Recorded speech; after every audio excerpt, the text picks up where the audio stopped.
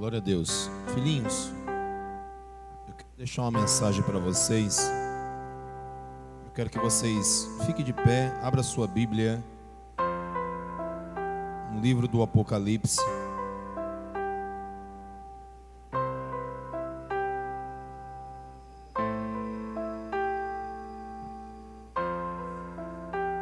Os bichinhos aqui são grandes, bichinho não, bichão.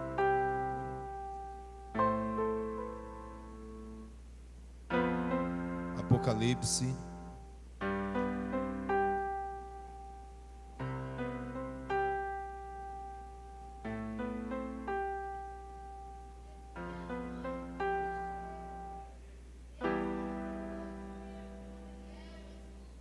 Apocalipse capítulo de número 2.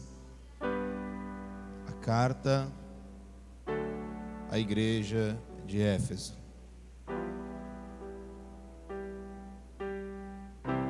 Glória a Deus.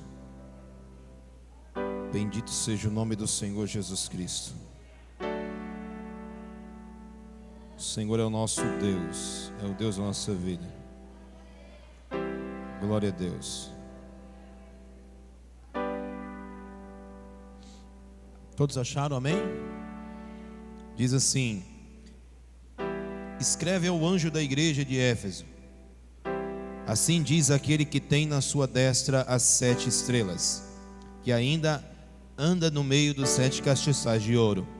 Conheço as suas obras, o teu trabalho e a tua paciência, e que não podes sofrer os maus, e pusestes às provas os que dizem ser apóstolos, mas não são, e tu achaste mentiroso, e sofrestes, e tendes paciência, trabalhaste pelo meu nome, e não cansastes. E tenho, porém, contra ti, que deixastes o teu primeiro amor. Lembra-te, pois, da onde caíste, e arrepende-te, e pratica as primeiras obras. Quando não, brevemente, virei,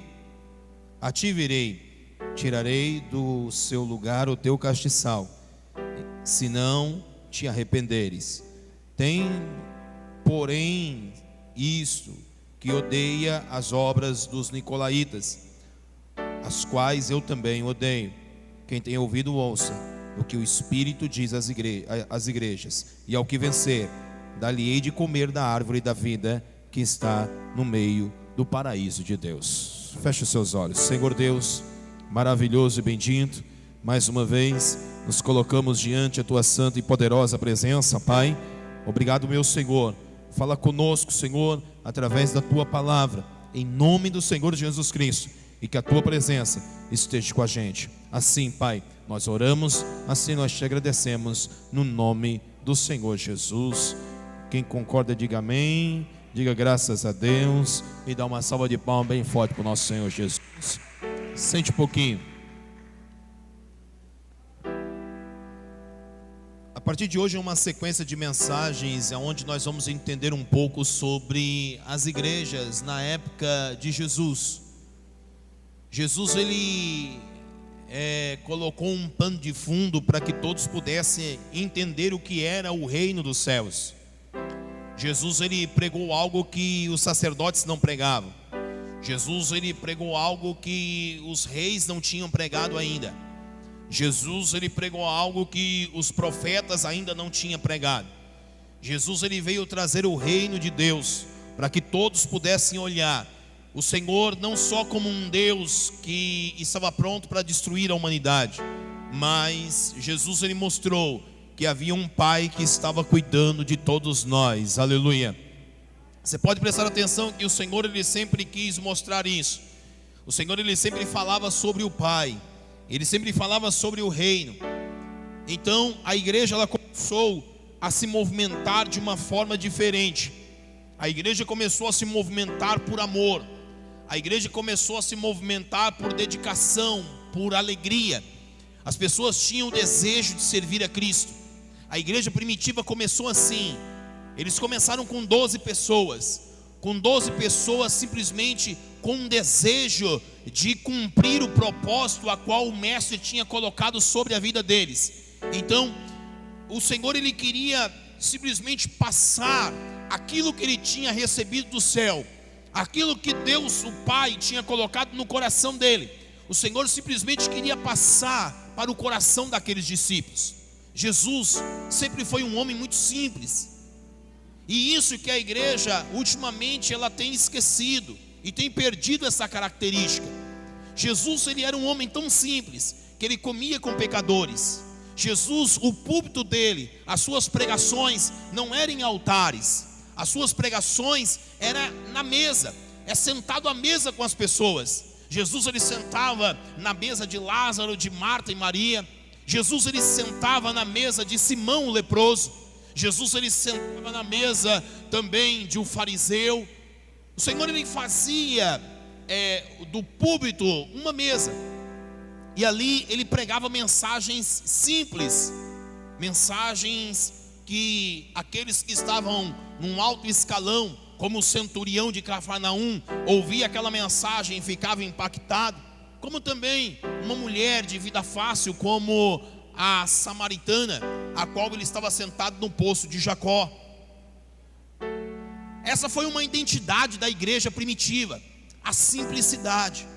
Jesus era tão simples que ele parecia tanto com as pessoas. Jesus, ele se parecia tão humano que quando Judas ele foi trair Jesus, para que as pessoas pudessem reconhecer que ele era o Messias, que ele era o Cristo, para que os soldados viessem a distinguir quem era o tal de Jesus, Judas, ele foi obrigado a trair Jesus com um beijo. Ele teve que mostrar quem era o mestre, porque aos olhos nu não se mostrava um homem diferente dos outros. Pelo contrário, era um homem simples como qualquer outro judeu, era um homem simples como qualquer outra pessoa. E essa simplicidade, a igreja, ela veio perdendo esses últimos dias. Foi por isso que Deus, várias vezes vocês vão me ouvir dizer isso, por isso que Deus ele parou o movimento da igreja. Para quê? Para que a igreja voltasse a ser simples da sua maneira de viver, da sua maneira de pregar, da sua maneira de agir. Essa simplicidade era tão grande que as palavras de Jesus atraíam tantos ricos como Zaqueu, um homem que tinha uma fortuna incalculável. Também conseguia atrair a classe rica, que era o jovem rico, que tinha muitas fazendas, muitas propriedades. Mas ele também conseguia atrair a viúva, que levava a sua ofertinha. Conseguia atrair também Bartimeu, um cego que pedia esmola à beira do caminho. Só que o que aconteceu nesses últimos tempos? A igreja ela parou de pregar para toda a humanidade. Normalmente eles fazem uma seleção de pessoas e acham assim: não, esses aqui nós vamos pregar o evangelho, a esses não. Você vê que o estado do Piauí é o estado menos evangelizado do Brasil. São poucas as pessoas que querem sair dos seus lugares, sair das suas riquezas, sair das suas mordomias, para vir pregar a palavra no sertão nordestino. Poucas pessoas querem. Hoje nós estamos com um trabalho na região dos quilombolas. Lá não tinha presença de igreja, e de uma forma sobrenatural Deus permitiu a gente entrar naquela comunidade, e nós estamos pregando o evangelho lá. Mas se a gente for perguntar, se eu fizer uma pergunta, se eu chamar a pastora, a minha esposa, e perguntar assim: a quem enviarei? A quem há de ir por nós lá para o Moisés? Quem pode ficar naquele lugar, na região do São Vítor, e pregar o evangelho, e morar lá, e viver com aquela comunidade, e participar com eles, sentar à mesa com eles? Talvez eu não vou receber a mesma palavra que quando o Senhor estava dialogando com a Trindade, e quando ele disse assim: a quem enviarei? A quem há de ir por nós? Talvez eu não vou ouvir uma frase a qual alguém vai se levantar como o profeta Isaías, que na época era somente um menino, simplesmente ele se levanta e diz assim: Senhor, eis-me aqui, envia-me a mim. Por quê? Porque a igreja de hoje, ela tem uma característica da igreja de Éfeso. A igreja de Éfeso foi uma igreja aonde serviu muito bem ao Senhor, aonde trabalhou bastante, aonde não tolerou muitas coisas, não tolerava aquelas pessoas que queriam deturpar a palavra de Deus. Era uma igreja séria, era uma igreja que tinha uma condição financeira boa. A igreja de Éfeso, o conteúdo histórico aqui fala que a igreja, ela estava situada na província da Ásia, do lado do oeste da Ásia Menor. Era uma cidade também de um grande porto. Havia muitas caravanas nas entradas romanas do norte, leste e sul, que convergiam ali para deixar as suas cargas e navios, e eles velejavam para o oeste. Quer dizer, a igreja de Éfeso era um grande centro, era um grande centro de comercialização, era um lugar, um ponto estratégico muito importante. Então o que acontecia? As pessoas, elas vendiam muito, elas conseguiam muito dinheiro. Então foi uma igreja que prosperou financeiramente falando. Foi uma igreja que ela estava numa cidade, a cidade de Éfeso, uma metrópole, aonde corria muita coisa. Aquelas navegações, aqueles navios que vinham e precisavam ir para a Itália, eles paravam ali naquele porto. Era um lugar muito abençoado. E ali o apóstolo Paulo, ele começou a se levantar ali e ganhar algumas almas, e se levantou uma igreja ali, uma igreja também que politicamente era uma igreja livre. Cada um tinha seus pensamentos, não tinha muita politicagem dentro da igreja. Quer dizer, era uma igreja bacana. Falar a verdade, parece um pouco a igreja das nações. É uma igreja assim que ela trazia um significado muito grande para a população, para a cidade. Era uma referência. Só que com o passar do tempo, aqueles homens, aqueles novos convertidos, a igreja, ela começou a ficar mais forte, começou a crescer. E a tradição da igreja primitiva afirma que João passou os últimos anos da sua vida num centro de cristianismo, e depois ele foi para Jerusalém. Ele começou a ajudar aquela igreja. O apóstolo Paulo doutrinou aquela igreja, e foi uma igreja que cresceu bem, uma igreja que não aceitava pecado como a igreja de Coríntio aceitava. Era uma igreja que, quando você for ver as palavras de Jesus aqui na Bíblia, Jesus diz assim no versículo número 2: eu conheço as suas obras. Ele diz assim,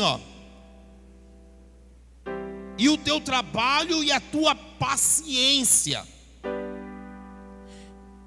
que não pode sofrer os maus. Quer dizer, você não aceita com que os maus, com que o pecado venha trazer sofrimento para vocês. Aí ele diz assim, que não, e pusestes à prova os que dizem ser apóstolos, mas não são, e tu achastes mentirosos. Era uma igreja que tinha um senso de justiça, era uma igreja embasada na palavra de Deus. Era uma igreja que, se você fosse subir lá no altar e fosse pregar alguma coisa, qualquer palavra que você fosse falar, se talvez fosse uma heresia, automaticamente eles cortavam. Eu imagino que eles chegavam e diziam assim: não, irmão, peraí, não é desse jeito não, aqui não. Aqui tem conhecimento da palavra, aqui nós temos doutrina bíblica, aqui nós conhecemos aquele quem nos chamou para a boa obra. Nós estamos fazendo uma grande obra e não podemos parar. Vocês têm que entender que se vocês quiserem fazer bagunça para lá, vocês fazem para lá, mas aqui não, porque aqui vocês vão ter que pregar o verdadeiro evangelho. Então é uma igreja que trouxe alegria ao coração de Jesus. E ela foi crescendo, e ela foi crescendo, e foi crescendo. E a palavra do Senhor falou: porém, eu tenho visto que sofrestes e tem paciência pelo trabalho pelo meu nome e não cansastes. Vocês têm trabalhado muito. Foi uma igreja que trabalhou muito, irmãos. Foi uma igreja que ganhou muitas almas. Foi uma igreja que entendia o que era o serviço a Cristo. Não era uma igreja que os cristãos ficavam sentados apenas. Era uma igreja participativa. Era uma igreja que todos participavam. Por quê? Porque todos tinham a seriedade da santidade. Então a maioria estava apto para fazer a obra de Deus. Até que foi se passando o tempo,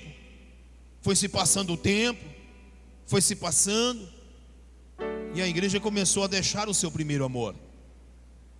A igreja começou a deixar as primeiras práticas. E o amor daquela igreja ela foi esfriando. E Jesus começou a perceber aquilo. E Jesus, a Bíblia diz que é Ele que anda entre os 7 castiçais e os 7 candelabros. Os castiçais de ouro simbolizam a igreja. Então, por mais que a igreja estivesse fazendo coisas erradas, Jesus estava ali naquele lugar, passeando e olhando. É por isso que todas as igrejas ele vira e diz assim, ó, eu conheço as suas obras. Porque Jesus não estava longe, pelo contrário, Jesus estava bem perto. Porque se Jesus estivesse longe, Jesus não viria as dificuldades, mas também não viria os defeitos da igreja. Mas se Jesus estivesse perto, Jesus ia perceber que eles estavam ali lutando, não estava negando o nome de Jesus.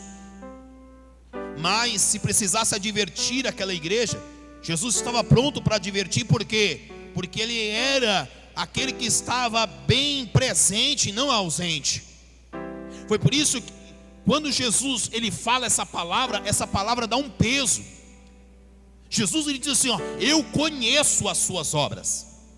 Sabe quando você chega para uma pessoa e a pessoa está fazendo algo, vamos supor, é uma pessoa idônea, é uma pessoa que aí ela tenta se justificar, e você vira para essa pessoa e você, ei, não precisa falar nada não, irmão, eu conheço as suas obras, eu sei quem você é, fique tranquilo, não precisa justificar em nada. Agora, quando a pessoa é um mau caráter, quando a pessoa começa a falar, você vai dizer, ei, peraí, aqui não, meu amigo, eu te conheço, eu sei que você não é quem você está dizendo que você é. Eu conheço as suas obras. Quando Jesus ele diz assim, ó, eu conheço as suas obras, Jesus está falando sobre uma vida diária com aquela igreja. Jesus está dizendo assim, que ele conhecia pontualmente cada passo que aquela igreja dava. Foi por isso que Jesus ele citou.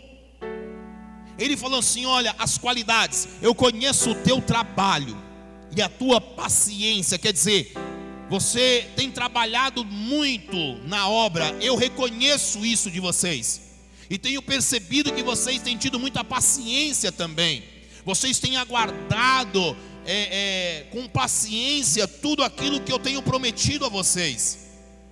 E ele diz assim, ó, que não pode sofrer os maus, e pusestes à prova os que dizem ser apóstolos, mas não são, e tu achastes mentiroso. Quer dizer, Jesus falou assim, olha, eu sei que alguns que estavam no vosso meio, que estavam fazendo algumas coisas a qual estava errada, eu sei que vocês não aprovaram aquilo, eu sei que vocês colocaram eles como mentirosos, vocês não aceitaram o pecado daquelas pessoas que estavam com vocês. Jesus estava mapeando e mostrando como estava a igreja. E eu imagino que todas as vezes que Jesus trazia um elogio, a igreja ela se enchia. A igreja dizia assim, fala mesmo Jesus, é isso aí, é de Deus esse negócio, é de Deus, fale mais. E aí Jesus virava e dizia assim, ó, olha,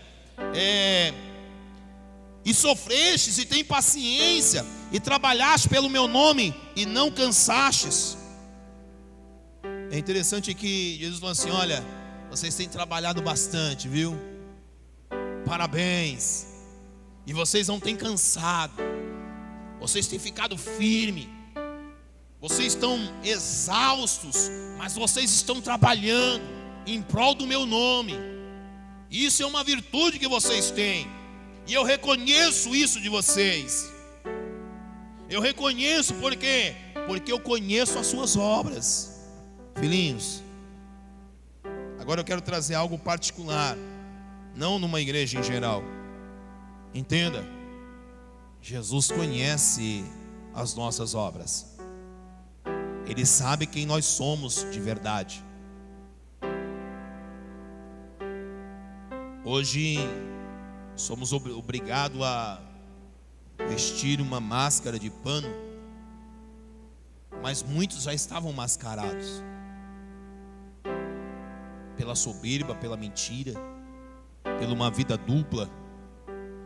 Diziam ser apóstolos, diziam ser evangélicos, diziam ser cristão, mas não era. Tem muitos que dizem ser cristão. Não, eu sou cristão, mas eu não sou praticante. Como eu falei daquela outra vez, a pessoa que diz que é cristã, mas não é praticante, essa pessoa, ela está se enganando a si mesma. Ela nunca foi cristã. É a mesma coisa eu dizer para vocês, irmãos, eu sou jogador de bola, sou jogador de futebol, sou atacante. Mas aí, pastor, você já jogou bola na vida? Não, eu não, mas eu sou, ué. Eu só não pratico, mas eu sou. É como eu dizer para vocês, olha, eu sou um grande doutor, um médico. Mas aí você exerce a medicina? Não, eu nunca estudei. Não sei como é que funciona, mas eu sou. Eu não sou nada, eu sou um mentiroso. Quando a pessoa diz que é cristão, mas não conhece a palavra de Deus, é mentirosa. A pessoa não é cristã, ela não conhece a palavra de Deus. Se a pessoa diz que é cristã, mas não é praticante, não pratica, ela não tem o exercício do cristianismo, então ela é mentirosa, irmãos. Então nós estamos vivendo numa época de muitos cristãos que não são cristãos. Se dizem ser cristãos, mas mentem. São mentirosos. Foi por isso que Deus decidiu parar o movimento da igreja. Por quê? Porque a injustiça, ela transbordou o cálice do Senhor. É muita injustiça contra o evangelho verdadeiro. É muita injustiça contra a palavra de Deus. Por quê? Porque estão pegando essa palavra e estão fazendo como um mero comércio. Hoje, a igreja para alguns se torna uma carreira. Hoje, a igreja para alguns se torna um meio de ganhar dinheiro, um meio de viver e viver bem. Hoje está na moda você dizer que você é evangélico, ou você faz parte do grupo gospel. Então hoje está virando moda isso aí. Mas entenda, Jesus conhece as nossas obras, aleluia. É nisso que nós temos que entender. Nós temos que parar para refletir se verdadeiramente nós estamos vivendo um cristianismo ou não. Talvez você começou bem, talvez você iniciou bem a sua carreira cristã, mas você deixou o teu primeiro amor. Você deixou de amar Jesus do jeito que Ele te amou. Hoje você não tem mais uma aliança com Jesus. Hoje você vive num triângulo amoroso. Por quê? Porque você diz que ama a Cristo, mas ainda tem prazeres com as coisas deste mundo. Então você também tem uma aliança com o mundo. E esses prazeres acaba afetando tanto a sua vida cristã, que você não larga o cristianismo, porque você sabe que é o caminho correto, mas também não consegue viver uma vida em santidade. Enquanto você está aqui, amém, aleluia, glória a Deus. Mas quando você sai daqui, você começa a voltar às práticas mundanas. E o que acontece? É uma noiva adúltera. É uma noiva que está adulterando, está quebrando o seu relacionamento com Deus. E é isso que vem acontecendo nesses últimos tempos. Infelizmente no Evangelho, a noiva vinha adulterando muito. A noiva vinha tendo prazeres com os outros amores, com os outros deuses. A noiva também, aquelas que se mantêm pura e imaculada, essa noiva também tem sido extorquida por líderes que simplesmente arranca tudo da noiva. Muitas lideranças que acabam defraudando a noiva, tirando a pureza da noiva. Então nós estamos vivendo um tempo que o Senhor ele parou, porque do jeito que a igreja estava se movimentando não dava. O povo de Israel perdeu a presença de Deus, a arca da aliança. A arca da aliança foi tomada pelos filisteus. Aí Deus levanta um homem chamado Davi. E Davi decide pegar a arca da aliança e levar novamente para o lugar de adoração, Jerusalém. Então Davi pega e faz um carro de boi novo. Davi preparou o melhor para levar a presença de Deus. Pega aquele carro de boi, ele prepara tudo do melhor. Eu imagino que era a melhor madeira, eram os melhores bois. Coloca a presença de Deus ali e começa a carregar a presença do Senhor. Deus olha aquilo, a taça da ira de Deus transborda. E Deus, os bois tropeçam, Uzá toca ali na arca e Deus fulmina, Deus mata Uzá. Davi manda parar tudo, deixa a arca onde estava. Uma família, um homem chamado Obed-edom, decide trazer a arca da aliança para dentro da casa deles. E a Bíblia diz que eles pegam a arca da aliança e não morrem. Leva para dentro da casa deles e não morre. Pelo contrário, durante 3 meses que a presença de Deus estava na casa deles, como eles tinham temor com a presença do Senhor, a Bíblia diz que Deus fez aquela família prosperar por 3 meses, aleluia. A mesma presença que matou Uzá abençoou Obed-edom. E o que Davi foi fazer? Davi ele foi analisar as escrituras. Por quê? Porque Deus parou tudo. E o que o Senhor quer da liderança? O que o Senhor quer da igreja nesses últimos dias? Por que a igreja parou? Para que a igreja volte a analisar as escrituras, para que a igreja volte a entender aquilo que foi escrito nessas palavras. Porque somente aqui nós temos o entendimento do que está acontecendo aqui. Daniel, ele tinha ido para a Babilônia, e ele com o coração angustiado, sem saber o que estava acontecendo, o porquê que ele puro, ele buscando a presença de Deus, ele um profeta, agora ele estava na Babilônia. Então ele faz o quê? Ele pega as escrituras e começa a analisar as escrituras, e quando ele começa a analisar as escrituras, ele entende o que o profeta Jeremias começou a profetizar acerca de Jerusalém, acerca do cativeiro. Ele entende que o cativeiro ia durar 70 anos, e quando ele entende que ali era a mão de Deus tentando corrigir o povo de Israel, ele dobra o seu joelho e ele começa a fazer confissão pelos seus pecados, e os pecados de seus pais, e os pecados daquela nação, aleluia. Nós temos que entender que a igreja no mundo pecou, e nós somos responsáveis por isso. Por quê? Porque fazemos parte de um corpo. Se der um escândalo como deu agora no estado do Pernambuco, entenda, ali foi simplesmente um membro do corpo de Cristo. Então todo o corpo vai sofrer, todo o corpo vai padecer por isso. Então no momento que nós devemos pedir perdão ao Senhor, não somente pelas nossas falhas, mas pelas falhas de nossos pais, aqueles que pregaram o Evangelho, aqueles que deturparam a palavra de Deus, aqueles que enganaram, aqueles que defraudaram o Evangelho, nós temos que fazer confissão e dizer: Senhor, pecamos contra Ti e precisamos da Tua misericórdia. Aleluia.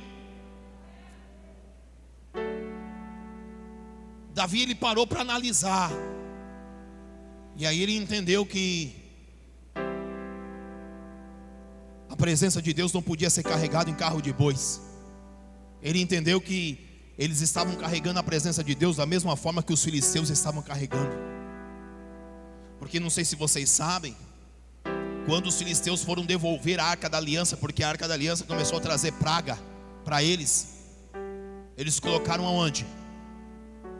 Num carro de boi. Esse é o problema. E a gente praticar o mesmo pecado que o povo do mundo pratica, é carregar a presença de Deus da mesma forma que eles também praticam e carregam.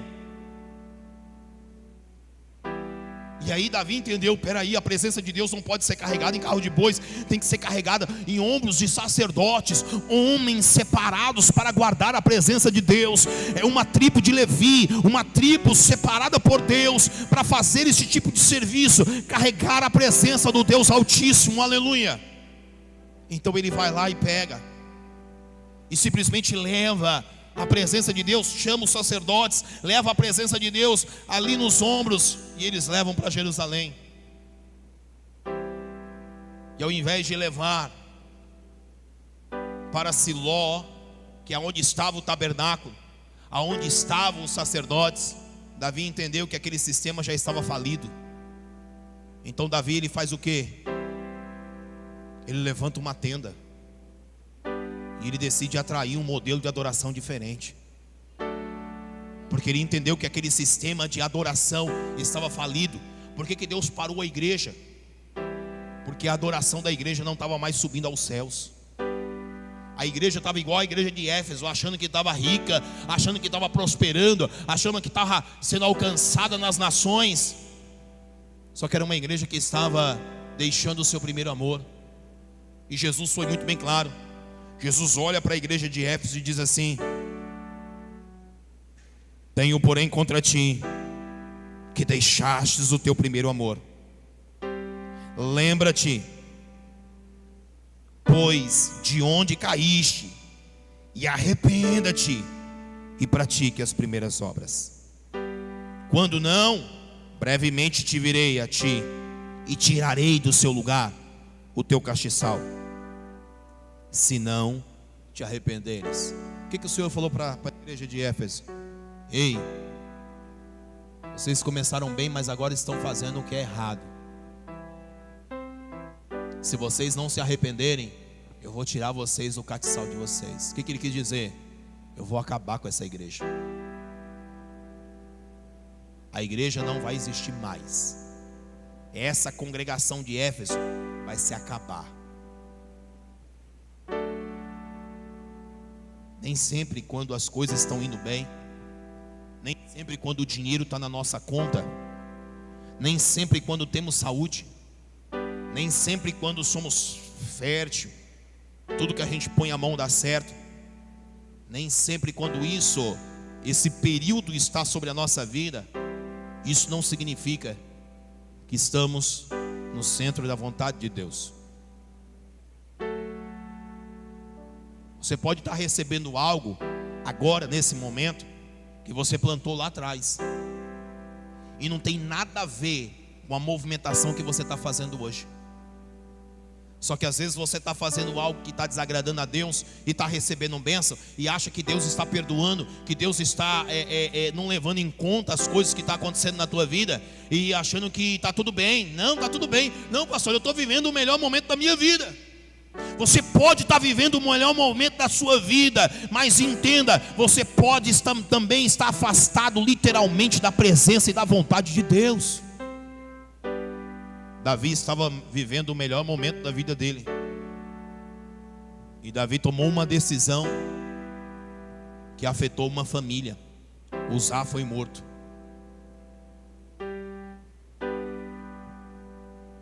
É porque a gente olha só para o agora. Deus está me abençoando, consegui um emprego, pastor. Deus está me abençoando, fui promovido. Deus está me abençoando, consegui juntar um dinheiro. Troquei de carro, estou de carro novo. Deus está olhando para mim, negativo. Nem sempre é assim. Talvez você esteja usufruindo de algo que você plantou lá atrás, quando você estava no teu primeiro amor.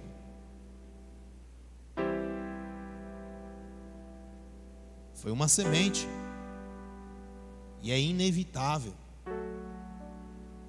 você colher. Você sempre vai colher o que você plantou. O problema da igreja de Éfeso era essa: trabalhou muito, fez muito, se dedicou muito, mas agora estava totalmente afastado da presença do Senhor, ao ponto que o Senhor disse assim: olha, se você não se arrepender, eu tiro você do teu lugar, eu arranco você daí, eu tiro todas as minhas promessas de você, você vai ficar em ruínas. Se arrepende. Aí ele fala assim: lembra das tuas primeiras obras.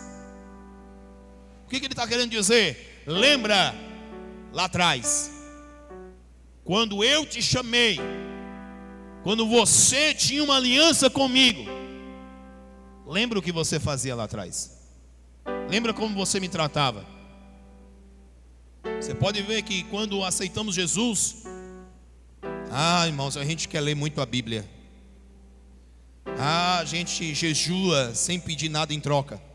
A gente vem 3 vezes na semana nos cultos e acha pouco.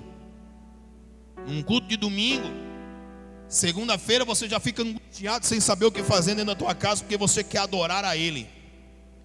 Terça-feira você já está angustiado, você já está pronto, já não vê a hora, já está escolhendo a roupa para quarta-feira. Quarta-feira você já está igual, aquele jogador de futebol doido para entrar, doido para poder vir adorar a Deus. É o primeiro amor. É o primeiro amor. E aí você vai fazendo. Aí vai se misturando com as coisas do mundo. E as coisas do mundo vai te envolvendo. E você vai deixando essas coisas aqui.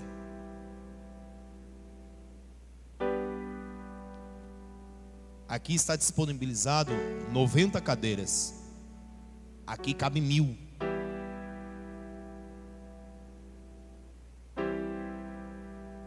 Dessas 90 cadeiras, temos 1/3 só de pessoas aqui.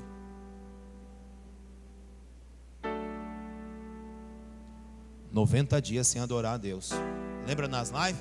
Ai, que vontade de ir para a igreja. Cadê aquele povo que botava aquelas carinhas que chorava? A gente está disponibilizando aqui.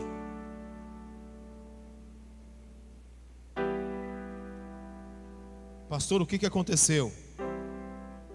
O primeiro amor se foi. Foi embora. As pessoas não amam o Senhor como amavam antigamente. O tempo faz isso. O tempo, ele acumula imundícia. E essas imundícias, elas vão pesando o coração e vão apagando a chama do amor. O tempo faz as pessoas acumularem imundícias. Vão acumulando. E a chama, ela vai ficando sem oxigênio. Sem oxigênio, ela não consegue mais queimar o pecado. E o pecado consegue vencer a chama. A chama que arde. A chama que arde por Jesus. E de repente você olha para a pessoa e você não consegue mais ver espiritualidade. Por quê? Porque o acúmulo de imundícia apagou a chama do amor de Cristo. Hoje a igreja tem dificuldade de servir a Ele 3 vezes na semana. A igreja hoje ela não tem mais o partir do pão. A igreja hoje não tem mais o sentar na mesa, a comunhão com os irmãos. A igreja não tem mais a responsabilidade de pregar o evangelho. Para manter as pessoas aqui tem que ter algum entretenimento.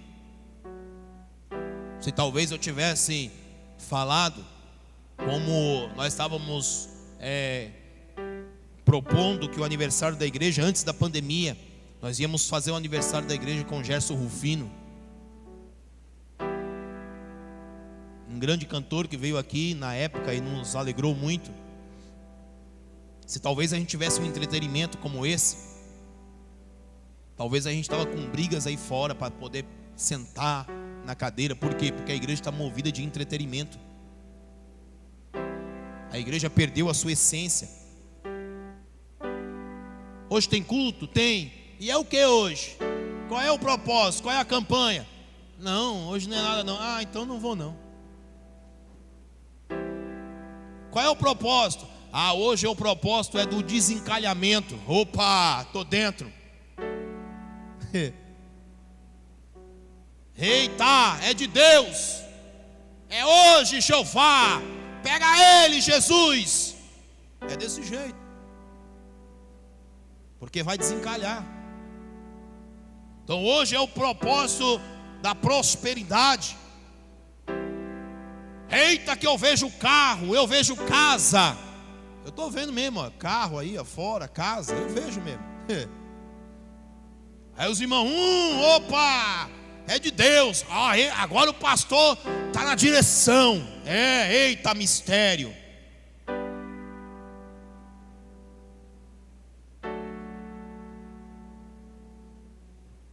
É assim que a igreja vem se movendo esses últimos anos.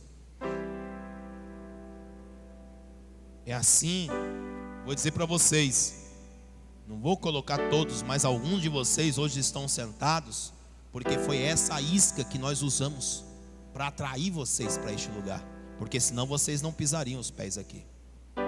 Quando vocês estavam no mundo, quando vocês estavam aí fora, aí perdidos, essa foi a isca. Aí, opa, eu vou naquela igreja. Já ouviu falar daquela igreja, lá da Igreja das Nações? Eita, eu vou lá para ver o que está acontecendo lá. Todo mundo fala daquele lugar. Parece que acontecem uns milagres lá, acontecem uns negócios. Deixa eu ir lá. Foi a isca. Como o apóstolo Paulo falou, eu me fiz de louco para ganhar os loucos. Vocês têm que entender que chegamos um tempo aonde essas movimentações da igreja foi desabilitada. Hoje não funciona mais. Hoje o Senhor está habilitando uma nova estratégia. E a estratégia que o Senhor está habilitando, e é essa estratégia que vai fazer a igreja crescer nesses últimos dias, chama-se adoração ao Deus Todo-Poderoso. As pessoas vão começar a vir não pelas coisas que tem aqui, mas sim pelo que Deus é na vida delas. Porque nós estamos chegando num ponto do arrebatamento da igreja e o Espírito precisa ser derramado sobre toda a carne. Mas para que isso aconteça, precisa de um arrependimento. Pois bem, Covid-19, coronavírus, esse foi o instrumento que Deus usou para abater a humanidade, tirar a soberba dos grandes, derrubar aqueles que estavam lá em cima, que não queriam descer dos seus pedestais, porque agora todos nós somos iguais. Você pode usar o álcool gel aí de 50 conto. Eu uso o meu de 15 que dá do mesmo jeito. Você pode usar com um creminho, com um negocinho e tal. Isso não vai adiantar de nada. Se o Senhor não guardar a tua casa, ninguém vai guardar. Se o Senhor não guardar a tua vida, não há álcool gel de 70, de 80, de 90 que vai fazer com que você venha a ser guardado. Isso é só uma precaução, é só uma prevenção, não é nada eficaz. O que é eficaz é a palavra do Deus Todo-Poderoso, porque Ele é Jeová Rafá, o Deus que cura. Então o que Deus está dizendo para nós nesses últimos dias? Arrependa-te, volte a praticar as primeiras obras. Você tem deixado o teu primeiro amor. Está na hora de você voltar a fazer o que você fazia lá atrás. Está na hora de você levantar as suas mãos e adorar o Rei dos Reis e Senhor dos Senhores. Está na hora de você viver uma vida de santidade. Está na hora de você viver uma vida com Ele. A verdadeira adoração é isso que Ele quer nesses últimos dias, que eu adore Ele em espírito e em verdade, não em dogmas, não em regimentos internos religiosos. O Senhor, Ele quer que eu e você venhamos adorar a Ele em espírito e em verdade. Aleluia.